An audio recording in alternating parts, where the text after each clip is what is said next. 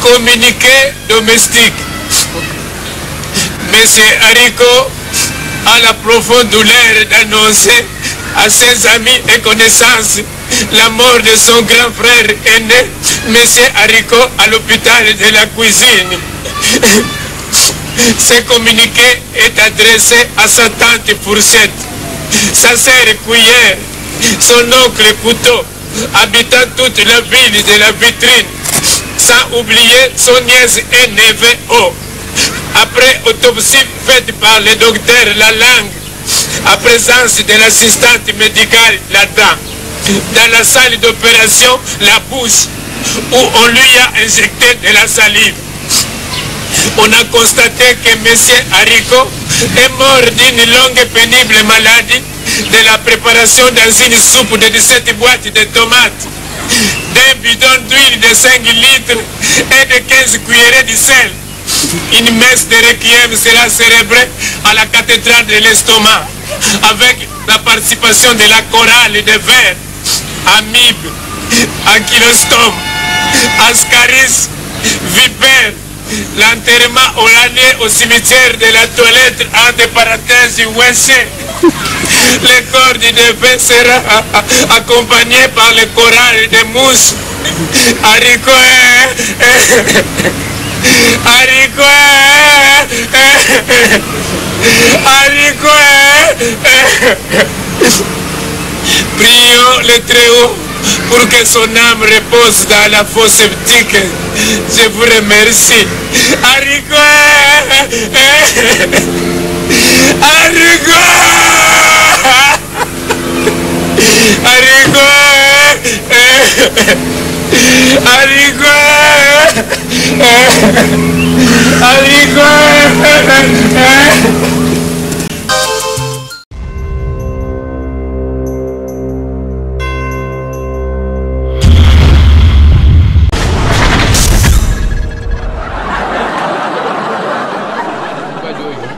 Amelaka diamba ino mokulu yibi diamba bandiku oyo mususu baninga mususu babienga kayango bull, oyo mususu babienga kayango noir. Na tangu tata na mama babuti bana na bango baza kopesa bana education de base, soki kaka bayuki mwana na bango akomi kumela diamba, mutu nyonso asepelaka te po bakomona kaka mwana ya kumi bandi, akumi balado, akumi kuluna. Yango wana ye mwana mubadi wana abandaki kumela yango ya kubumbama. Sikoyo avwanda kana komini ya Dingwala, kasi akendeka kusumba diamba wana na zone na komini ya Barumbu. Bino mokulu tala kaka komini ya Dingwala na Barumbu tala distance wana. Sikoyo mutu atekelaka ye diamba wana mama moko boye. Muniba mama pe bakumana bakopi mususu, mama wana ateka kafufua poussière. Fukumuna sanya munene fufua poussière penza uyo banikisa itunda penda tidikoro nzoka na pembeni na sekwana azalaka na babuli na ye ya diamba atekelaka batu. Sikoyo batu nyusu na lupango pe bayibaka tepo mamu ya teka kaka fufu di boso ya lupango wao. Mepona nini batu bayake bele ayiba ni mingi. Bakuma kukubenga kumbu bakuma kukubenga ye merjo. Mebiso mamo yo tuyibi kumbu na ye mama na mayamba. Me bajeni bele bayaka uyuka kaka merjo wana pona nini? Mama chanja kumbu pona nini? Nzoka nde na seya fufu azana mwa babuli na ye oja tekelaka bakliya na ye. Sikoyo mwana mubadi wana avwanda kana komine Dingwala mukolo wana tangwa tadi na dikolo yindi binumokulu yibi na kitsasa soki dikolo e bandi kuyinda makasi suzo soki ewuti na ngambu ya Brazzaville bandi kuyinda to na ngambu ya Kingasani mvula wana tangu kubula izalaka makasi bakaki moyinte. Mwana mubadi wana lubi moya kende na komine Barumbu kusumba eloko na yero ya mesana kusumba izalite alubi lelo na kutinda mwana moko na lupango ya muke. Bandingu lulanda risoloyo abiangi mwana wana ya muke, mwana muke lulanda malamu mwana wana ye muni ndengu zadi boy naza kutinda yo mwa musika kasi bumba yangu zadi secret yangana yo kende muni soko kumina barumbu uleki nzela ya luapula uleki na pon wano kitina se na ngambu wano zako kende ti ukomi kuna na diboso kuna mama moko azalaka na kwa wana teka ka sani ya fufu boya tiaba fufu di banda oyu mukolo tuleka kina yo kuna place wana kende soko kumi wana sumbilanga bul moko wana tuni yaya siko yutininga bulu wana ya fufu moko kaka ya fufu de bulu izali nini bino moko luyibi bandeko soki mutalubi bul mingi ndengi bisu tuzali awa tukanisaka bul tango mususu mutazwi makanisi moko ya malamu izali bul komi bul kukuzala bul ya mabele mususu kukuzala bul ya fufu me oyo ya bandaki kutinda izali bul ya noa diamba wana siko ya tuni bulu ya nini abitala bumba izali nde bulu ya diamba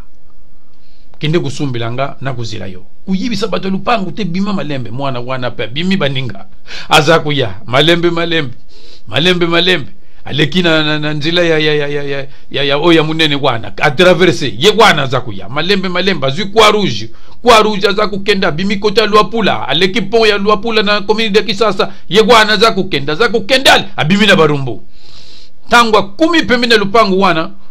batu nyonso bazalaki na kati ya lupango minu ba lupango ezalaka ba clôture te batu nyonso bakulambela kaka dibanda soko telemi na balabala uza kumona batu nyonso na lupango kuna bakulamba tala batu nyonso bavwandi wana sikoyo tangwa ye kwana telemi amuni kaka sanya fufuka si amuni mutu te bandiku ndinga telemaki wana bandi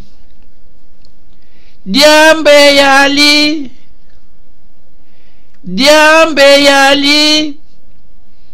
batindingana yako somba diamba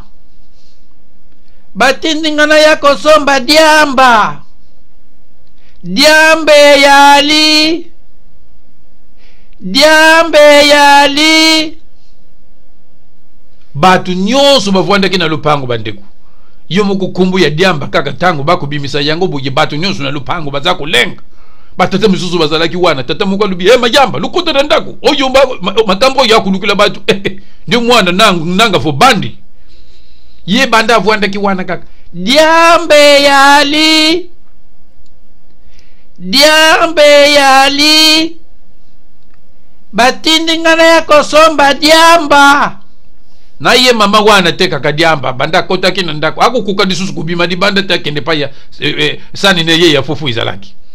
pa ya vuandi alubi oya tindi mwana oyo penza ya kurevesenga boyi nani po mama wana bumba sekre na ye na ba client na yini oso ba ya kusumba ka fufu mususu basumba ka fufu te ba yela ka babulu ya noa mama wana vuandi batu nyoso na lupango baba ndiko kota na bandako lupango 10 lokula batu bazalaka te bakutala kaka na ba fenêtre mususu na ba porte kaka ye mwana wana tende mikaka ye mako na mbongo na yina maboko kaka diambe yali batindingana yako somba diamba diambe yali batindingana yako somba diamba baninga batu nyonso bavwandi na mama wana vwandi alo mwana wana tangu alimbi asimbi mnambongo na eka kazalaki na maboko abandi kuzunga malembe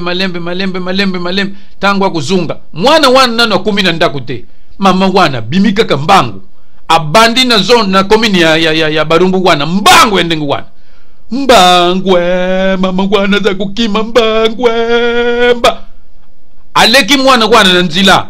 mwana wana lukula bandaki kuya malembe po azunga ya kupesa réponse ke amonine eloko batinda kiyete mama wana tina lupangu ya na dingwana na komini ya dingwala pai mwana wana vwanda bamuna kaka mama kwa kutina lupangu nini wapi mwana na binu wana zadi wapi mwana wapi binu mwana yuko benga nani uyu yimukolo bo ina mandefu ba mustache joza ko benga yeso ki mwana muke habima nano habima mwana mbali ya tinda kia bimi merjo nini albite na dingi kumuna yote na dingi temaka munini yo saliboy ya bime na sadi nini diboso ya kusumba kabilo ko wana biso ya kusumba ka paina ngai moko siko yo tindi mwana wana puta mwana wana ke ku revesina kata lupango atelemia za kuganga bato balabala pe bakoti na lupango bino moko libi kitsazo suku dikambuke bato watundi ebele na lupango mama joyo akuluba na mwana mubadi dikamu nini yuza di mama na mwana ya mukebo yo likamu nini yango baninga kumbu bimakate medikamu nini yango bakende kubenga ba chef ya quartier ba ya kufanisa likambo yo nini yango yo na mwana ba uti na barumbu likamu nini mwana mubadi yo yasali